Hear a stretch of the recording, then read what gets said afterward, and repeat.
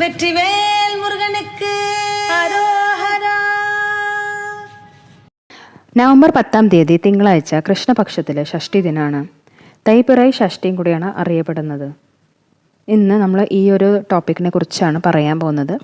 അപ്പോൾ എൻ്റെ ചാനൽ ആദ്യമായിട്ട് കാണുന്നവരാണെങ്കിൽ സബ്സ്ക്രൈബ് ചെയ്യുക, ഷെയർ ചെയ്യുക, സപ്പോർട്ട് ചെയ്യുക. ഈ വ്രതം അനുഷ്ഠിച്ചാൽ നമ്മുടെ എല്ലാവിധ കഷ്ടപ്പാടുകളും ഭയത്തെയും മുരുകൻ സ്വാമി നീക്കിത്തരും. മാംഗല്യ തടസ്സങ്ങൾ നീങ്ങും, തൊഴിലിലുള്ള തടസ്സങ്ങൾ നീങ്ങും, ആരോഗ്യം മെച്ചപ്പെടും.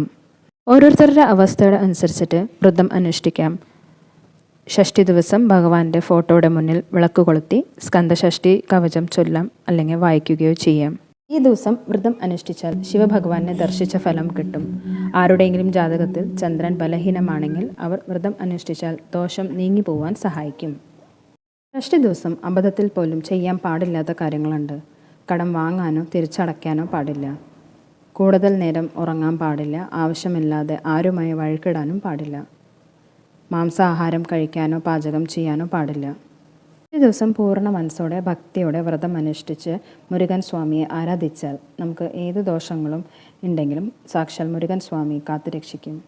നമ്മുടെ മനസ്സിലുള്ള ഏത് നല്ല ആഗ്രഹവും നമുക്ക് നടത്തി തരും.